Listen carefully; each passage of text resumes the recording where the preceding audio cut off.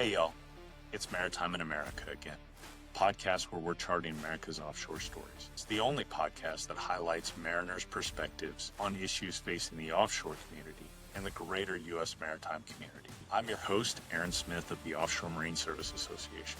Each Friday, I'll bring you the Offshore Briefing, a quick rundown of the week's notable developments, updates, and news you need to know in the offshore space. In addition, we'll feature a special guest from the maritime world, bringing a mariner's voice and real-world perspectives straight to the show. Joining me are my co-hosts, Ashley and Angel, where we'll strengthen the maritime American mariner's voice by diving into the people, policies, and powerful currents shaping the U.S. maritime community. Whether you're on deck or at your desk, we're glad you're here. Hey, welcome everyone to another episode of Maritime in America. As always, I'm joined with my co-host, Angel and Ashley. And this week we have our special guest is Roland Rexha, who I have never used his full name, and probably won't do so again. That felt weird, but I am so glad to have my good friend, and I'm pleased that I can call him my good friend, Rex, on with us. So Rex, welcome. Thank you so much for joining us. Why don't you just start by introducing yourself? Thank you guys. First of all, thank you guys for having me on. And I've been following. I love your Billy Doyle interview. My name is Roland Rexha. I'm the Secretary Treasurer of the Marine Engineers Beneficial Association. I've been working in this industry for 25 years, and I've served as Secretary Treasurer for about 5 years now. That is awesome. That's awesome. Well, and I know I've gotten to work with you for your time as Secretary Treasurer, and it's been a pleasure to work with you. But let's go back. First, before I ask how you got started in this industry, I love the story of how you got your name. So, and I think because it's not just cool, but it builds to the future that this industry provides people. And I love that story about it. So why is your name Roland? All right, so I'm first generation. Both of my parents escaped communist Albania in the 60s and 70s into New York. So my father was working 3 jobs. He was cleaning offices and working his way. And obviously he couldn't be there for my birth. I was born in 1981, so I'm aging myself a little bit. But he couldn't be there. No, we're young. Aaron's older than us. I am the oldest on this podcast, yes. But he couldn't be there for my birth. So he called Coney Island Hospital where I was born, and I believe the nurse was Jamaican. So between the Jamaican nurse's accent and my father's Eastern European accent, he wanted to name me after Ronald Reagan, who was very anti-communist. And he couldn't say, or they couldn't figure out how to write Ronald on the birth certificate because he couldn't understand each other. So they wrote Roland on my birth certificate. It's been my name ever since. Just to close the circle for my father, I named my youngest son Ronald. So, yes, and love 3 kids, but Ronald's the youngest one, and he closed that circle for my dad. Oh, that's funny. I didn't know that story. It's a great story, and it shows that this is a great industry and that it can provide, kind of something for first generation American can provide a great source. Yeah. I mean, Aaron, to your point, most people don't know the industry exists, and I think we'll probably get to that, but yeah, they don't know it exists. And I've kind of lucked myself into this industry, but it's been important to me to advocate and show people there's an opportunity to pull yourself. And I say it, not even into the middle class, you're pulling yourself out of abject poverty. And it's really, there's amazing opportunities in our industry. Hey, I love that. And that's why we started this podcast.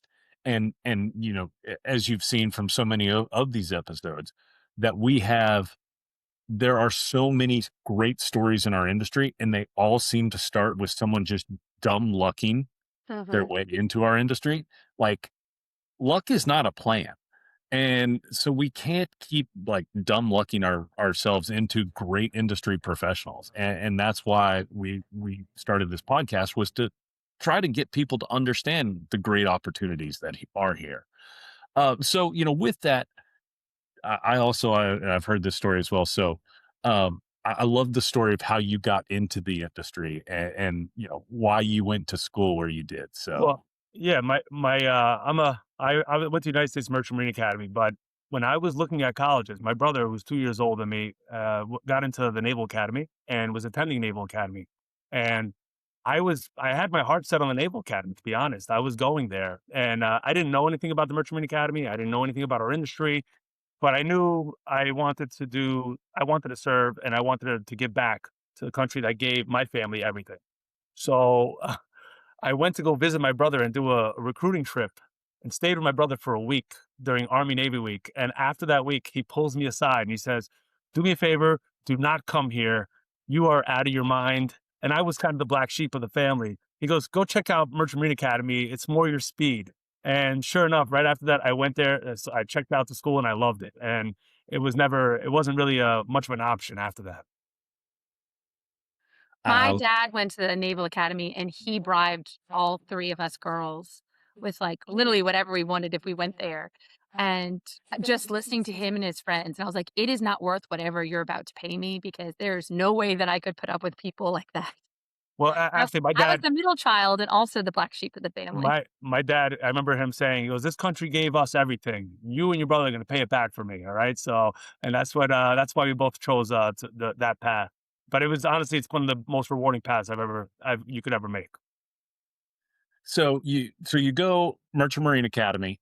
Um, uh, I guess I don't know your history after that. I mean, I've read your bio, but so you come out. Let's see, what would that have been? Early aughts then.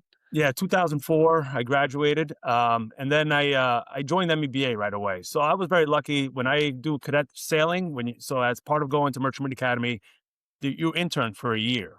So during my cadet internship, I worked on numerous vessels, numerous companies, and I I was very lucky. I worked on the Matson ship, the Mahi Mahi, as a cadet, which was going to Far East, delivering containers.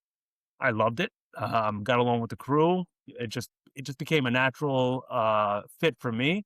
And I needed that separation. As close as I am to my family, I kind of wanted to be on my own and kind of feel the world, see the world, see what it's all about. And I joined MEBA right out of school. My first job in the union was working on the lakes, delivering ore. And then I flew out. I remember I flew out to Dubai, met a ship, and then was on an MSP ship with Central Gulf, and was down there for over 100 days, and kind of worked from different company, different types of ships. NOAA. I worked for APL, Keystone, and different types of vessels, RoRos, research vessels, and then wrap that up. And at that point, I was about 6 years in the union, and my mother had gotten sick at sea, and they won't tell me because they knew I was the type of person I would just leave. And I was so I thought, for me to be closer to my family, it made sense for me to take a job that would still stay in the union, but give me the opportunity to kind of continue my career. So I took a job in New York City, working at Staten Island Ferry right after, and I worked there for 13 years. Okay. Well, and that makes sense. I didn't know how you got to the Staten Island ferry from the deep drafts. So that does make sense and makes sense. And look, I think that is another part that we don't tell the story well enough, that there is a career path that doesn't always involve being gone from home for long periods of time. If you want to go that career path, there are definitely lucrative options there. But there's also that this industry provides for other options that Yeah. that you can take. I agree, Aaron. I think one thing that we've done since we've gotten this role is we've expanded shoreside opportunities, whether it's working in maintenance and doing shipyard work, or working in inland groups, which are going to be ferries. We operate ferries all around the country, and then obviously you have the deep sea and the Jones Act trade, which the Mhm. Jones Act keeps you closer to home. The deep sea brings you a little further, but you have numerous types of options. And if you're a man or woman, if you want to start a family, you want to be able to move on to something different, a change in your life, you still have the flexibility to stay within the union, build a pension, and retire out with dignity in this union. And so tell us about MEBA, and what y'all do, you know, maybe what sets you apart, or what you are uniquely proud of within MEBA.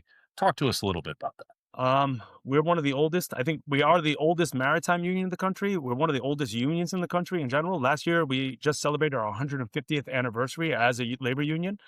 Started on the shores of Cleveland, and it was a bunch of steamship engineers who got together and said, "Hey, these vessels aren't safe, and we're losing a lot. People are dying to boiler explosions."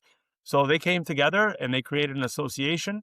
That association has grown. We went from fighting for safety on the vessels to making sure that there was American workers on these vessels, to licensing and on licensing and requirements for citizenship on licensing, and then continue to grow from there. And we've served every war going back post Civil War, every American war since then, and we've been the group that has helped as with other unions and other groups. But we've been part of that movement to make sure that our troops are supported. And I always say this: I'm very proud. It has an esteemed organization. I'm very proud of it. We've done some very good things, and I think now the thing that survives over all this time is our pension plan. We are one of the few, probably the only private sector union that offers a 20-year pension, no matter how old you are. Yeah. So to 20 years in the union, you can retire. So for me, I'm 44 years old. I've been in this union now 24 years. I can retire now, and I don't know what to do with myself. So I'm gonna continue to work. But yeah, I can stop working today and provide for my family.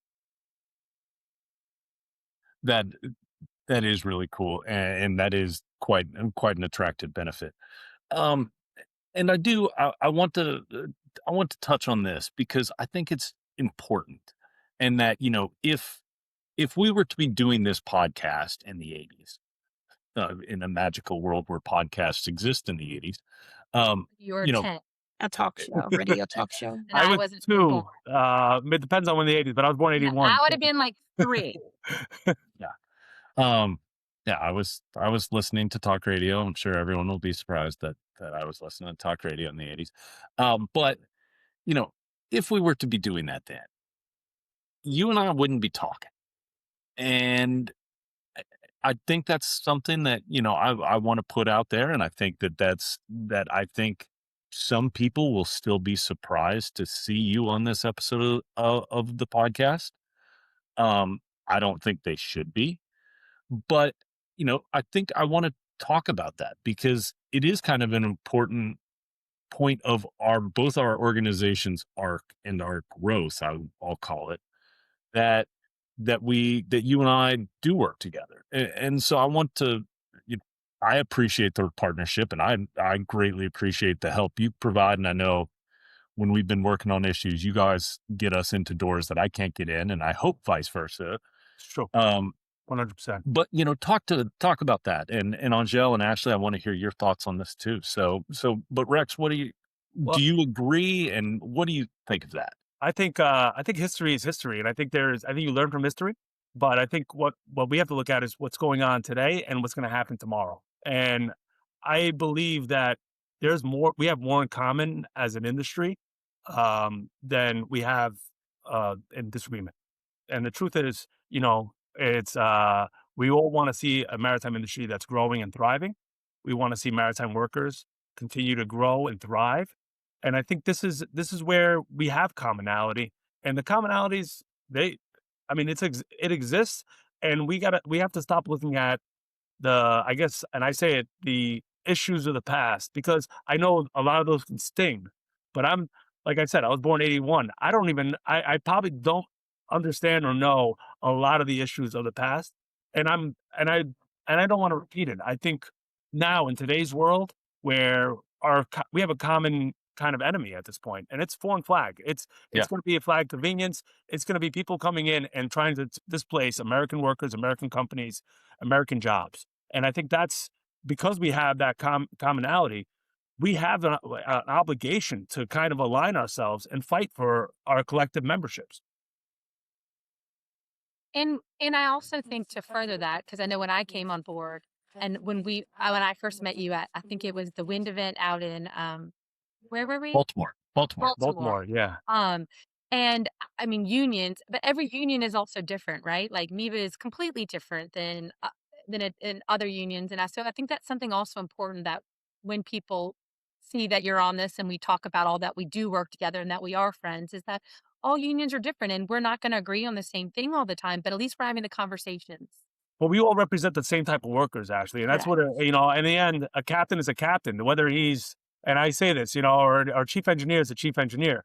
I think when we look at, and I always say this about Aaron, it was funny. American Clean Power was probably the thing that united us, because they took a stance to put clean energy before American jobs, Yes. and I think once they did that, it really pushed us all together and saying, hey, we have to get past whatever our issues are and start focusing to make sure we mandate and we force Congress and the powers that be to make sure they force them to really support this, what I believe is now a growing industry. And it is. Yeah. There's an opportunity. We have an opportunity for growth, and we should be working together more to try to continue to grow it. I'm a firm believer. I always say this to our contracted companies. Our goal is to make you as wealthy as you possibly can be, because if you're wealthy, we're hopeful that our members will also work on that wealth. In the end, growing our companies, making sure that they have every ability to make money, gives our union and our members every ability to make more money in their jobs. And in our industry, we call them, you know, they say it's blue collar work. I would say it's blue collar work with white collar wages. So I call them Yeah. purple collar. They're purple Well put. collar jobs. So, you know, we want to make sure we keep growing that. These are real jobs. These are jobs that not only support families, but extended families. It's opportunities to grow generational wealth for some of our members. And Agreed. you know, that's totally true. And we had you know, we had on, I think, on one of our previous, I think our last big guest was Justin Taylor, a guy you know, Mhm. just got his 200-ton license after years in the industry. And yeah, he has grown from the very lowest OS, unlicensed, you know, back at the time where you didn't even have to get anything from Coast Guard to be an unlicensed seaman. And he's now, you know, in the wheelhouse leading these people and really having a good life. And I think that that's important, that, you know, whether he be working for an OPSA company that's an open shop, or whether he be an MEBA member working for one of your shops. I think that's so important to support that those Captain Justins or Captain Ricks or any of those guys, and get them, and then make sure that the next generation knows that those opportunities are here. And again, like you're saying, too few people just don't know that these opportunities are there. I mean, to your point, I think, you know, we can't compete with the foreign entities, and it's not only because of wages. It's also environmental. It's Yeah. environmental conditions, it's regulations, it's safety, it's everything. They do everything at a worse level. I mean, we don't have to look far. We can look at the Dolly, we can look at the crash in Baltimore, and we can see why a foreign flag is not equivalent. And I'm going to say, I've said this, and I've been called a racist. I've been called a racist because I've said this, but we're held to a higher standard. The American Coast Guard license and American credentialing is held to a higher standard. And because of that, it's important that we make sure we keep pushing and protecting the mariners and the licensing requirements that are there. Because if we lower ourselves, then we're no better than anyone else. And I would rather be at the utmost safest, the utmost, you know, it's an opportunity for us. I always say we're the white glove service of the maritime industry, and we should maintain and operate that way. And we obviously we're more expensive, but it's more expensive for a reason, because you know what you're going to get. You're going to get delivery, you're going to get service, and you're going to get sick. And as long as we abide by those rules, I think a lot of shippers should be looking at us and saying, I'd rather go this route than go this unsafe. I mean, do you want to fly Spirit, or do you want to fly, first class United? I don't know. I'd rather fly first class United than fly Spirit. That's the way you got to look at it. I just saw the funniest meme about Spirit, and I'm like laughing because I'm thinking about one of those vessels coming up like that.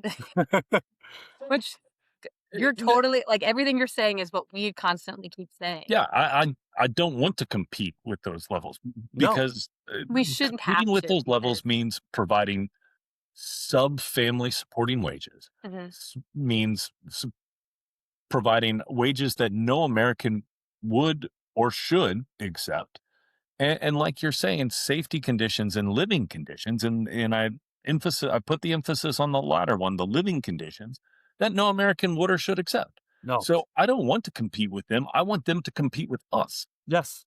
We should be bringing the standards up globally to make sure it matches the this, and I say American, but Northern Europeans also have a similar level, but they're not coming here to compete. It's nobody's bringing Norwegian sailors down here. We're not competing against them. They have their own protections in the North Sea and where they're Yeah. at. Here we're competing against Indian mariners, and I don't want to call countries out by name, but it's Indian mariners, it's Russian mariners, it's Chinese mariners, and obviously they don't have our nation's best interests in No. heart either. And that's the other part of this. It's a national security part. How do we make sure that we protect America's national security?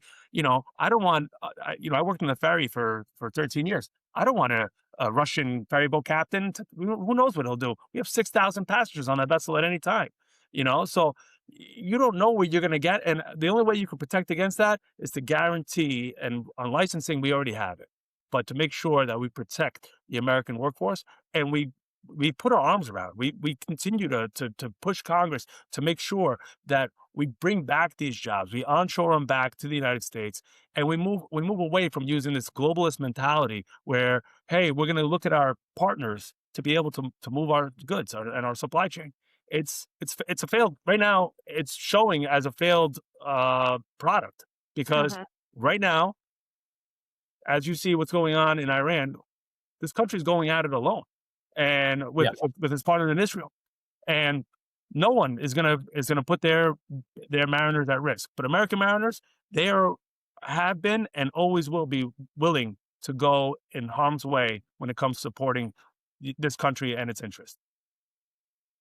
And to go back to what you said, that everything you said does not make you racist when you just state the facts that it is what it is. I'm just saying they call me a racist. I'm not saying I am. know. I'm just saying I don't know how you think. I was like, called an American hillbilly. I'm from New York. I never heard that before. believe me, I've been called lots of things. Both of those are the least of. But I just was pointing that out that you can't. You're just stating a fact, and when people throw those kind of things at you, it's because they have nothing to come back with, right? Well, it's and you look at the Dolly. It was Indian crew, mostly Indian crew. But there's no way to know how they were trained, or there's no standardized training. There's no regulatory body that makes sure that all the training is at the highest level. So they might. I can't say if that crew was fully trained or not. What I can say is, and I do know, is if there is issues on your vessel, you're less likely to speak up because you're replaced, and they will make sure you never get a job again. So here in the United States, and this is where our companies and our members, whether union or non-union, we work together well because we want to make sure we have the best, safest operation. And I know there might be a cost, and there is sometimes a cost in making sure that we operate safer, but we don't want to put anybody at risk. And God forbid, 9 lives died in that crash, and billions of dollars worth of economic damage to the local area. You're never going to recover from that. There's families that are never going to recover. We want to avoid that at all costs, and that's something that there's no value you can put on that. So making sure that you measure twice and cut once is better than just going at it and cutting and then paying the price in the end. Yeah, and look, I've read the NTSB report on this, and I've seen all of it. In some interesting language in that report, some that I've never seen, but we'll leave that aside. But We talked about it on the podcast already. yes, there were known.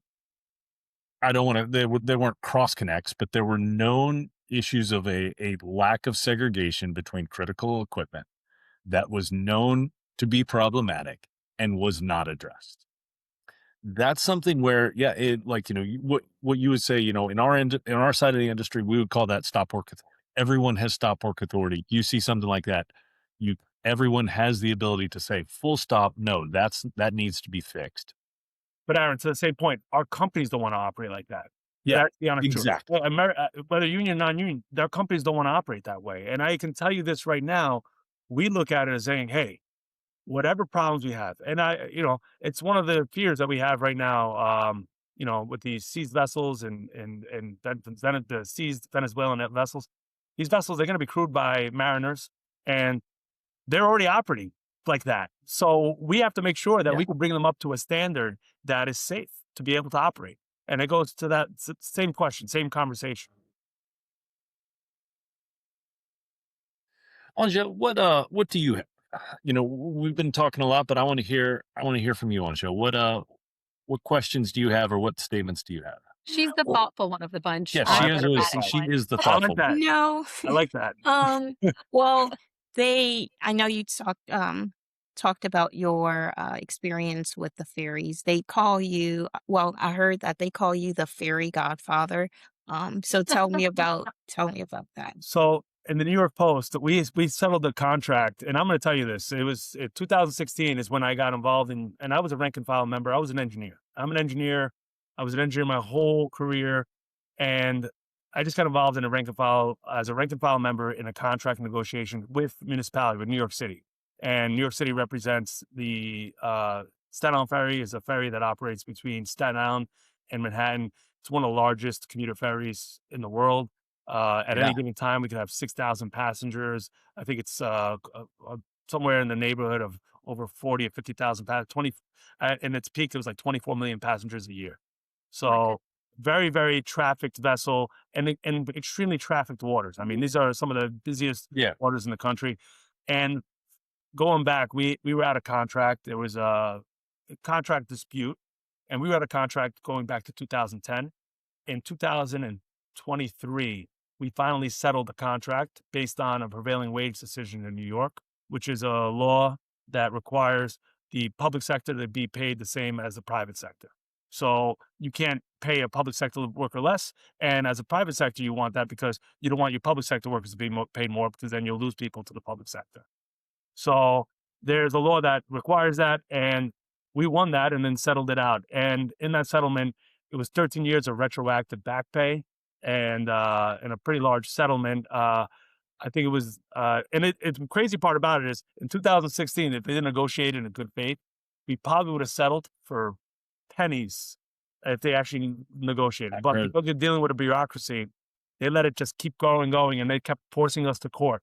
And then when it was all said and done, it cost New York City over $120 million for 160 people. So on the front page of the New York Post right after that, it said "Ferry Godfather," and Cool. it's been my moniker or my nickname from some of the guys who work down there since then.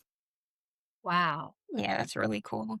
Well, yeah, it is. It is a good story. And I know as part of the final days of that negotiation, you also negotiated the press conference into it.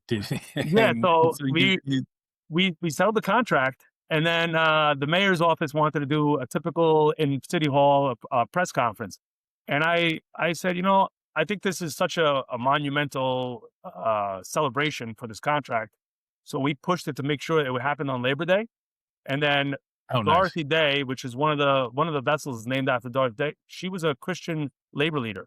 So we actually did it on Labor Day, on the Dorothy Day, and celebrated that contract and announced, it was a intense negotiation, and even it was very tense going up into going through that negotiation. But coming out of that, it was, I would say it was one of the big wins for that administration, actually, because in the end, I give them a lot of credit. They solved the problem that was being kicked down the road by other administrations. Maybe that will happen to us with our litigation. Well, Maybe because it seems like it's a little bit longer. it's I'll tell you, Ashley, right now we are in the greatest time that you could ever be in the maritime industry. And I Agreed. believe it. I see it. We've never had so much attention to it, whether it's Ships for America and the Maritime Action Plan and the executive order. We've never had so much attention to our industry. So if there's a time to think out of the box, and I hate, doing the same thing we've done for 50 years because it works. That's fine. But why can't we do things, if things aren't working, why can't we reimagine it? And, whether it's Title 11, which is our shipbuilding program, Mhm. I mean, every person I speak to tells me, "Oh, this will never work. It's not." Well, how do we beef it up? And this is where Yeah. we have to work together with industry and with our companies, and the industry has to get together and band around and create real solutions. It's really easy. The program already exists. Now we have to make it actually work the way it's Yes. meant to work. And I think that's the idea. What we have too much of is, oh, we can't do that and we can't do this, and we rely on the three-legged stool. And I've said this at the legislative conference that you had, Aaron. I don't want to sit on a three-legged stool. I want 4 legs. I want a chair with 4 legs. I want a table with a feast on it. We should be feasting together. We should all be working together and feasting. We should be working, and this is the opportunity to do so. But it's a matter of putting aside a lot of our differences and getting together and getting what we need and finding what we can agree on and putting that forward. So shipbuilding, obviously, and our maritime workforce and training, those are obvious. But how do we really address them? It's one thing to say it. It's another thing to actually have a plan behind it and move that forward. And hey, I completely agree. Yeah, I agree too, but I think or at least what I see is that you have people saying that they're doing that and they're leading these coalitions or whatever, but there's just so many people just are words. And that's, I think, is the biggest issue. And again, this is why I am not president of an association, and this is why I do not work in government, because I cannot keep my mouth shut, and I would be like, I it just is shouldn't what it be is. in this job either if that's the case, because I don't keep my mouth shut either. Actually, it's one of my Like problems. Aaron is more muted than me, which is frightening. Well, that's what I appreciate about him. He actually makes me he's more muted than I am also, but at least he'll usually back me up after I say something. So oh yeah. Oh, I'm always there. Yeah. No, but to that point, I mean, right now we have, if we can grow our U.S. flag, and the easiest, and I've said this, and at least on the international, we want to grow internationally, we want to control our supply chain. It has to be, we need more cargo. In our industry, they say cargo is king. It's been historically said. You need work. You can't just build ships and not have any. It doesn't. What is it? Arts and crafts project. We're going to build ships and we're going to let them sit there. We're already doing that. It's called the RRF. We need actual cargo for these ships so that we can move and we can compete. And we have to do it at a competitive level with those Chinas, with the Indias, with these with Panama, with these flag convenience. We have to be competitive. I don't say we have to beat their prices, but we have to be at a competitive price so that Walmart or mom and pop hardware store in Wichita, Nebraska can say, hey, we're going to order some stuff, but we want it to be on an American ship. We want it shipped American instead of shipped foreign. Because you know what? The slave labor and the indentured servitude that's bringing that over, and the nonsense, that all it's doing is hurting this country. It's hurting this economy, and it's hurting everyday American people. And I really totally agree with Ashley's point. But look, at least someone is talking about We it. got that on record, Really, by the way. I'm constantly the one saying agree, but this has to be a two-way street here. All right. But but at least we have some people talking, and that, for the first time in my career, I'm hearing that. And it is now up to us to capitalize and to Rex, like you're saying, to think outside the box and to come up with new ideas. Because in not just like, oh, well, here's my little fiefdom that I've had for the last 50 years, and I'm going to protect that because I don't want to do anything else. No, I don't want that. I want all of it, Well, I worry about being a welfare industry. And, when we're dependent on the government to do everything for us, we have a problem. And law is there. We have laws. We can protect ourselves. We can create standards that we have to apply by. That's not that's not being a welfare industry. Being a welfare industry is saying, hey, we need subsidies. We need, and there's a way to do it to make it valuable. And I think investment is more important, and finding ways to invest. These ramp ups with foreign entities, with our partners, with Korea and Japan. They're interesting. They're an opportunity for us to think out of the box on how we bring intellectual property in, but really revitalize our industry. And I'm not opposed to them. I think there's always, obviously there's the devil's in the details with a lot of this, but if you can find a good pathway to bring in and grow our industrial ability to build ships, I think it's a positive outlook on what this administration, but even this Congress is found very important. I mean, we have the first time, and this is the only thing they agree on, by the way. This is Democrats, Republicans, President, Congress. Everyone agrees that we should revitalize our maritime industrial base.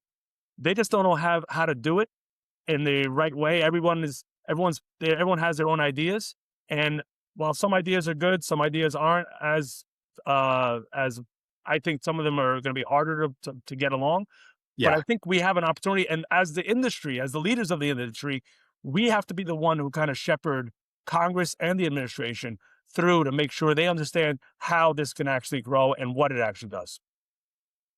And completely agree on that. And it's a great point that this has, which our industry has always greatly enjoyed, a ton of bipartisan success, where you have, or bipartisan agreement. I don't know if I want to call it success, but bipartisan agreement. And we really need to be capitalized on it. And you made a good point about these foreign investment, and I hear some trepidation in your voice there, and I completely agree on that. Where it's like, this is good, but now I want to make sure that those companies also continue not only to provide. It can't be, I've kind of called it in the past. I've called it some cocaine, where it's this one quick hit. We don't need cocaine. No. I don't know if that's a good analogy, Aaron, but but I think you're right. Back to me saying Aaron was muted. I think you're right. I think what you're looking at is you want that investment, but you want it to be a sustained investment, not something that happens short term and then administration changes and then we're back to who cares about this anymore. And I think that's where we're at. We want to see something, because this is not an industry that's going to grow overnight. This is not one lever you pull and it's going to be fixed. This is every part of government has to get involved in this. This is going to transportation. This is Department of Energy. This is going to be every department in the commerce. You're going to have every one of the cabinet members get involved. You're going to have the president and the president get involved, and Congress is going to have to really get behind this. And there has to be a real move, like we saw in World War II when we had to ramp up production.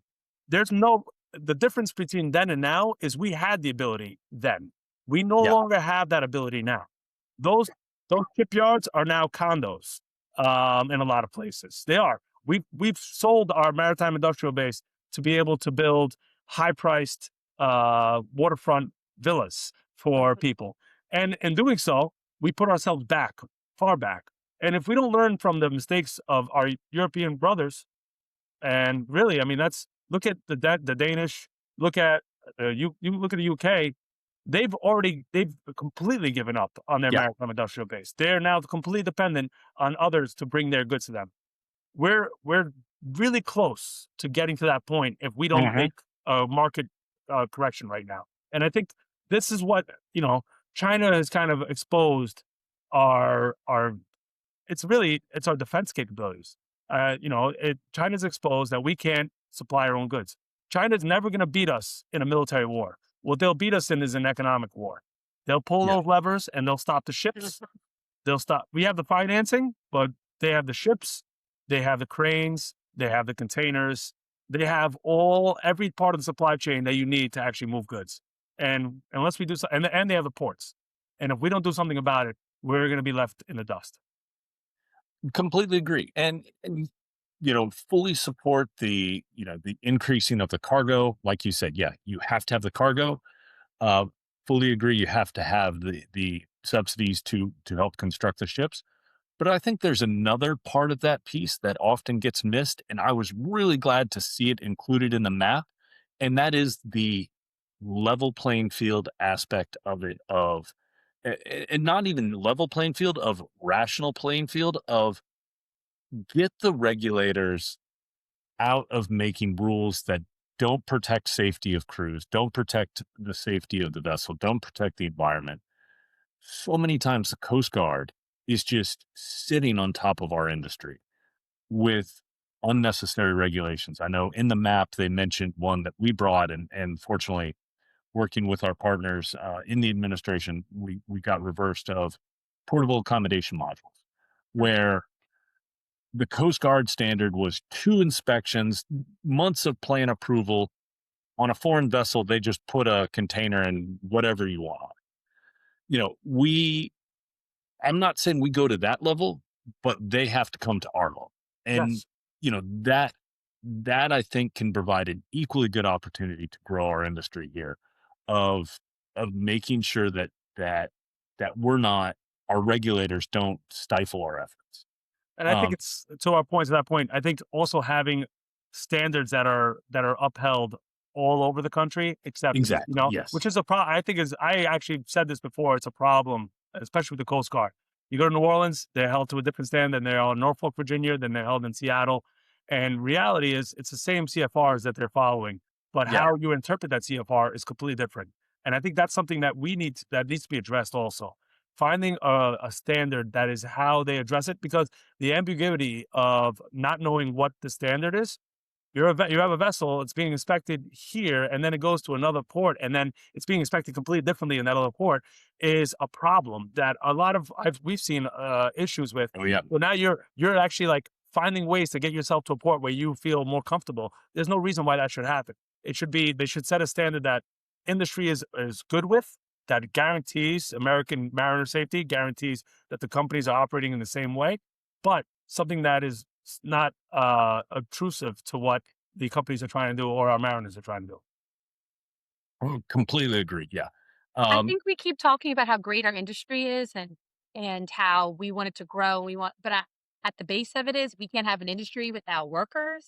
And Well, and and thank I you. think this is again how this podcast started and why we love having these conversations is to what do we as people, as associations, as leaders, as just American, how do we get people into this industry and how do we get it out there? Well, I love that. this podcast is a very good example of that. But I think we don't do, and I'll say this, where our issues are as an industry. We are the unsung heroes, but we should be a little more sung. I mean, Yes. right now there are ships in harm's way operating with American mariners on those vessels Mhm.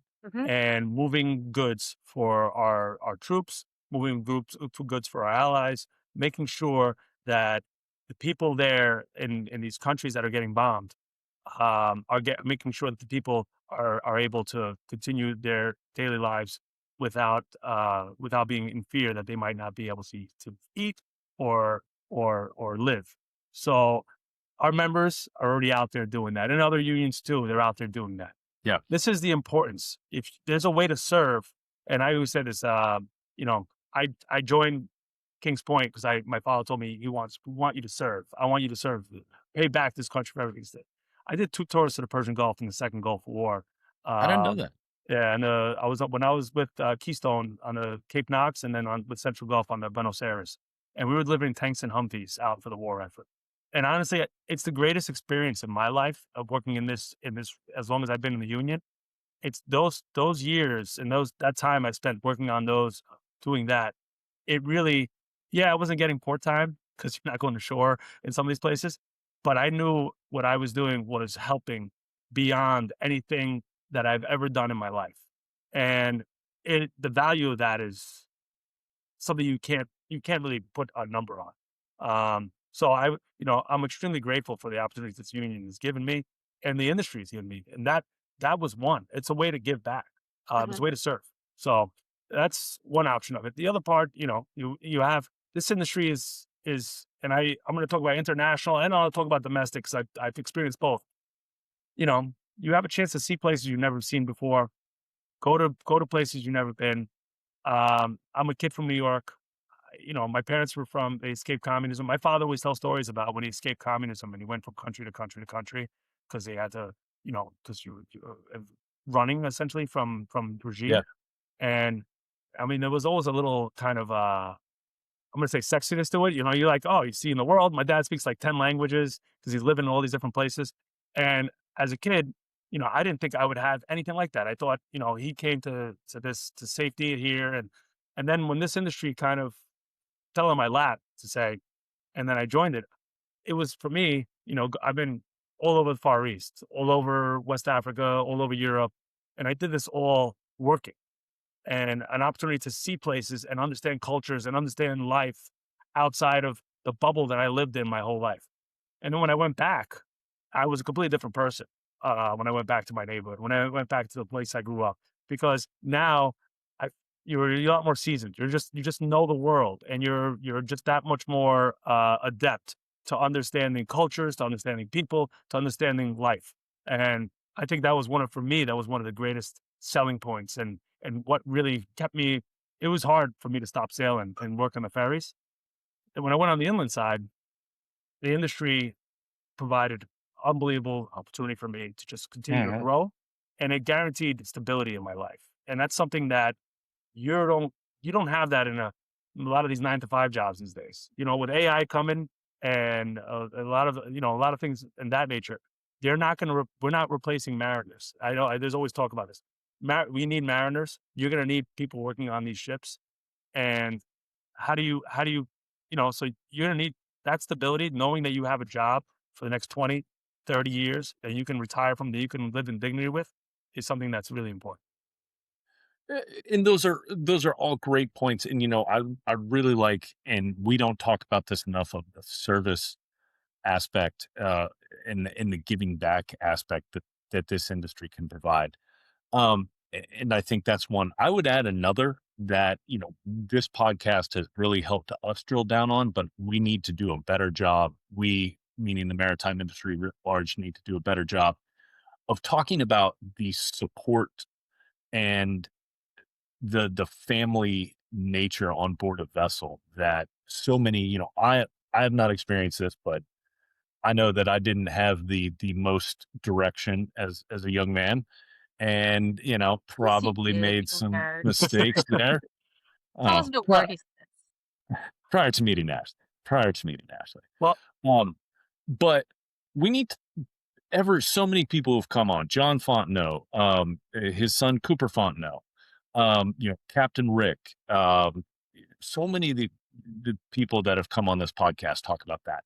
Can you relay some other good points about that as well, well? I'm going to say something. I'm married with 3 kids. I love my wife, my beautiful wife, Lori. If she's going to see this, she's going to be mad I didn't mention her earlier. But I have 3 kids, and I look at my children, and every single one of them looks at me and says, I want to do what you do.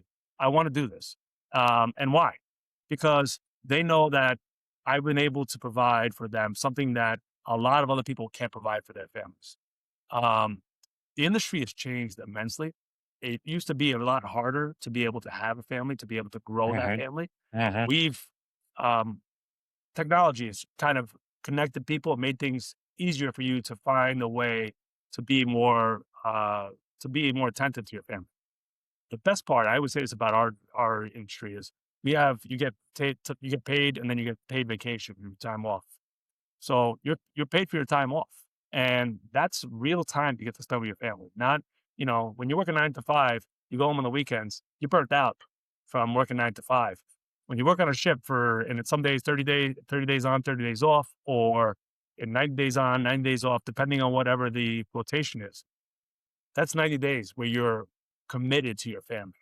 You can't you could be burned out for the first week, but after the first week, you're gonna be burnt out with your family right away. So I always say this. I mean, when I was sailing, I would come home, and it was always a celebration when I got home, big party, and then you just spent time, and you had the time to be able to go see people and do things, and just be more. I is one of my favorite stories, and you guys being from Louisiana, you'll appreciate this. I got off the Cape Knox when I was sailing. I just did Persian Gulf for 98 days, And then me and my buddy, who's the third mate, we decided we're going to do a road trip from New Orleans to New York and stop at every college on the way home. Took me 2 months to get home. And I mean, I was 24 years old and I can do that. And I had money in my pocket and I Yeah. had the time to be able to go enjoy my life and enjoy my youth. And believe me, my days down in Tigerland were not lost on me. All right. So, Me neither. Me neither. but I'm we sure. had, I mean, we had, it's one of those experiences that once you do it and you have the ability, you start realizing how much freedom you have in your life. Because Yeah. it provides freedom that you don't have in a 9-to-5 job. No. You can't just say, hey, I'm going to pick up and go to Tahiti right now, because you have to worry about, you could do that in this job. You have a month off, you have time off. You can go just pick up and do something. And, Yeah. that is, you can trade a lot of things. You can't trade your freedom. You can't trade back the time that, you have to make money. We have to make a living. We have to support our families. We always have to do that. But the time you lose in work, and it's something that you can't take back. This industry gives you the ability to control that time better than any other industry that I've ever seen. I agree. But like you said, you felt quote unquote fell into it, or your dad asked you to. I always just think like you had that direction out. What about the guy I get calls all the time, just random calls when I answer the AMSA line, and they say, hey, what do y'all do? I want to go work on a ship. And they're like, I don't have a job. It's like, how do we reach those people? Well, Yeah. Like, I- should the I- schools be doing a better job of getting them out there? Should we be working with schools? Should we all come together as a group? Like, how do we get people in? I know in Ships for America and the Maritime Action Plan, there's a real push for advertising and pushing this. I mean, Yeah. the Navy, awesome. the Army, Army of One, and be all you can be, and all these slogans. Merchant Marine has nothing like that. Nobody even knows. Yeah. Yeah, exactly. So advertising is That's the it. easiest way to really show what this industry is. And we do it. Exactly. You do it individually for AMSA, Aaron. We do it for MEVA. Yeah. But how do we get to the kids? Because the kids are going to be the ones that are. And so we actually started last year. We've been reaching out and we've been working with guidance counselors. We actually had a maritime row at the American Guidance Counselors Association, where they flew in the guidance counselors from all over the country. And our whole job was to pitch them a maritime industry, and just say, hey, by the way, you're in California. Cal Maritime is right there. Cal Maritime is there, so then you can bring them over. You're high school in California. This is an opportunity for them to go to a school nearby and get a career. And then you would show the wages coming out of that, because that's the big thing. Yeah. Mhm. And I'm speaking on the officer side. Obviously, there's ways you can work your way up, but there's some kids, they don't want to go to college anymore. College is no longer the guarantee to big wages. They want to know they have an opportunity, and sometimes they have to be able to provide for their families as soon as they get out of high school. Yep. People have to grow up fast in some cases, and this industry provides them an opportunity to do that instantaneously. We have to find a way to make sure we can hone in on the credentialing, to make sure we get them the seat time and get them all of that. And I know this is something where Aaron and others have worked on this to try to make sure we remove against barriers from people getting into our industry, because that's always Yeah. the problem too. And actually, to one other point, as much as I didn't know this industry existed, now that I'm in it, I realize that this industry has been around me my whole life. Me too. And I say the same that's the thing. craziest thing. To me, it's crazy. I grew up in a place in Staten Island, New York, called Mariners Harbor. Obviously, that's the easy one, right? And then my wife, when she escaped communist Albania, she was born in communist Albania. I didn't know that. Yeah, so she came over. She was a year old. Her parents were in internment camps during the communist regime. They escaped. They escaped on a vessel, and it's a famous picture of it. It's called the Dours. It's a ship that left Dours, Albania, and they forced it to go to Bari, Italy, where they were able to get asylum. And again, like when you start connecting dots, I'm like, holy Yeah. cow! There's more and more things that just connected me to the maritime industry, and more and more people, no matter where you live, you're going to realize there's so many connections to you to this industry. Yeah. And how much you really don't realize how much you depend on this industry in your daily life. Oh, 100%, 100%. I mean, I said the same thing when I started working here. But you really, the guidance counselor thing, I agree with you, is the way to go. Yes. And that's Yeah. thinking outside the box, and that's a great idea. I was taking notes as we were on this. And I would say, we'll invite you guys next no, I time too, love, because it was open for everyone. We didn't Yeah, no, actually. that's just such a great yeah, idea. And it just, you try we to should think be outside the joining box. you all there and making sure that they understand. And especially, yeah, you say you're from, what do you say? Mariners Harbor, Mariners Cove. Mariners There- Harbor. And, so many of the people down the bayou here in Louisiana. Yeah. But what people understand is you don't have to be from one of those places. I know. Correct. We have a lot of great people in our industry that are from the Midwest or from the, we had on one of our guests was from my hometown of Fort Collins, Colorado. Way, 3 states removed from an ocean. The president of our Um, union is from Kansas. I mean, the great maritime state of Kansas. I didn't know Adam's from Kansas. That's good. That's cool. Well, as a Coloradan, we don't really like Kansas. They're better than Texans, though. Like, trust me, better than Texans. But so but also that these aren't going to a trade show for the guidance counselors. Our Instagram that now has more than 11,000 followers, that we just show people what we do.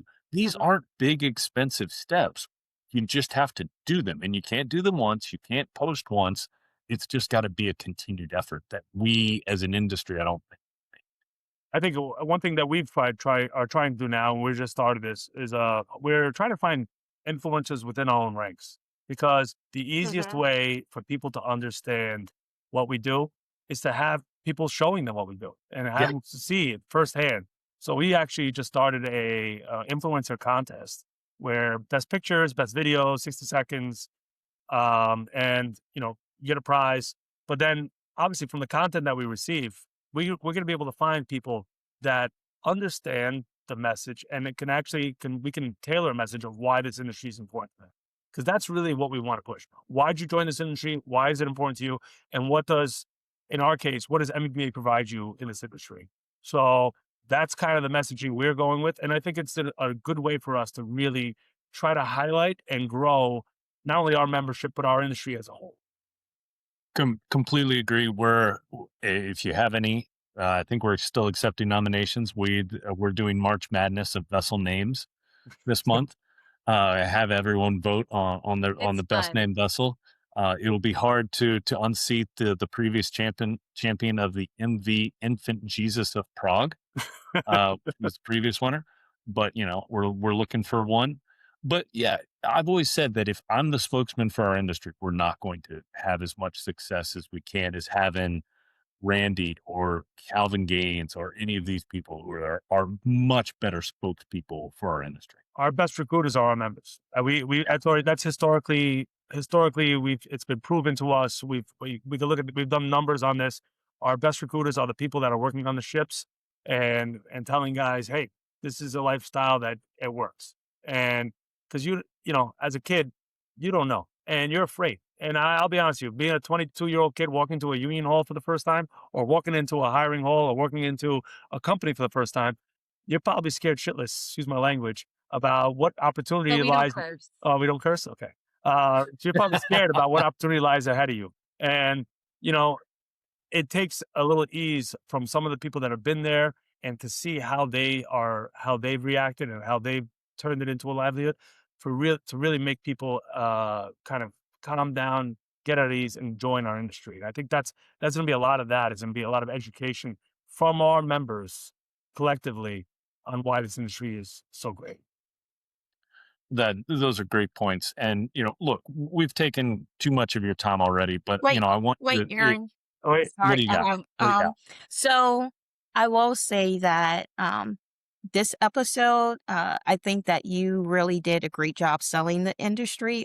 Just when you were talking about the days off and kind of putting down the 9-to-5ers, it made me start reconsidering if I No, wanted. stay in your seat. But no, I think that you did a really good job at selling the industry to anyone who's listening, and the podcast itself really does a great job because it shows how vast the industry is, like all the different opportunities that you have, where it's not just working offshore 90 Yeah. days. Maybe it's working offshore 2 weeks, or working inland, or other various positions. So thanks for doing a good job. And second thing is more of a comical thing. So since you live in New York, on your ferry rides, so Yeah. this is multiple parter. One, well, I'll condense it to one. I know that I've heard a lot of stories about like subway and things that happen on the subway, like entertainment, uh, sometimes unwarranted. But is that similar to like how it is on the ferry? It used to be Okay. before 9/11. It used to have singers on there. You'd have a lot of different things on there. It's turned into more of a commuter ferry now. Coast Guard everybody has to get up to the vessel. So it's a 30-minute ride in total, about 26 minutes exactly. So everybody has to get off the vessel. So by the time you set up, you got to get off. So it's not what it used to be. So it's crazy. And if you go to New York, I always advise people to take it because it's free. So it doesn't cost you a penny. It's probably the only thing in New York that's free. Um, but it's a free ride. You go to Staten Island, you have an unbelievable view of the Statue of Liberty, and then you go back to the other side. Um, Now I say this from my personal, now part of the reason I love working there and is my dad when he was commuting. So I was born in Brooklyn. We lived in Staten Island, and my dad was dependent on that ferry to go to work every day. He was working in Lower Manhattan in different buildings, and that ferry provided a cheap, extremely cheap alternative transportation for him to get into work. And again, it's a city that never sleeps. But he was able to pull himself with hard work and because of the opportunities there, he was able to pull himself into middle class, and coming from that abject poverty that I'm speaking of. So I always have a soft spot for the ferry. It is my baby. Um, it's not as fun as it used to be, but there are some characters on there. I could tell you some podcast or some Instagram pages to watch, but you better be careful what you see on there because it could be somewhat disturbing. It's free, so you have with the Yeah. good, you have the bad too. So We were there in November. I took our youngest for a last minute getaway over Thanksgiving because we were stuck here for soccer. And she and I attempted to take it, but it was so cold that she was like, hell no. it's got heat, so you've been all right on there. Well, that's what I told her. And she was like, because she didn't want to sit inside. She wanted to like and so I was like, You fine. could That's what we you did. could have name dropped me, Ashley, and they Dang it. might have actually gave you a nice tour. Next time. We're going to make this an annual thing. So we'll be back. Well, I love that, and I love the story and your history with the Staten Island Ferry. That's really impressive, and yeah, I knew your family's history, but I didn't make that connection. So that is really cool. Do you want to, before we close, do you want to make any final points, any final plugs? Please, and know you're going to join us in May, Crawfish Boil. So looking forward to seeing you there for that. But what other plugs do you have? I just, first of all, I want to say thank you guys. This is obviously we want to continue to push and continue to grow. And the MEBA has been at the forefront for a lot of this.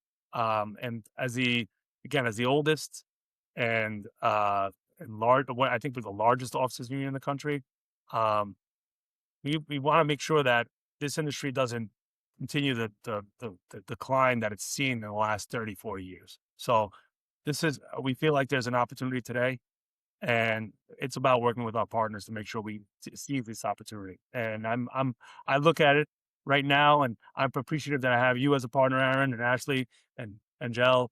I appreciate I have you guys as partners, but I also, I think it's about making sure that we get everybody in line, and we're all saying the same thing, which is we want our jobs to grow, we want our industry to be successful, and we want it to be safe. And this is an America first policy in the end. It's about making sure we put America and American needs above all else. So I look forward to the continued fight and the continued growth. Well, likewise, and we look forward to partnering with you and your members as well. And thank you so much for that partnership and for being able to think outside the box and to work with people that have the same values on 99% of the issues. So thank you. Thanks so much for coming on. It's been a great having you. Thank you guys. Thank you. All right. Take care. Be safe. That wraps up another episode of Maritime in America. We're proud to highlight the voices and stories that keep the American offshore industry strong. Thanks for spending a few minutes with us, and remember, the course ahead is shaped by those who step up and steer it. If you liked what you heard, be sure to subscribe, leave a review, and share it with your crew. Tune in every Friday for your offshore briefing, and don't miss our next full episode, dropping soon with a very special guest, Mariner's Perspective. Catch you next time.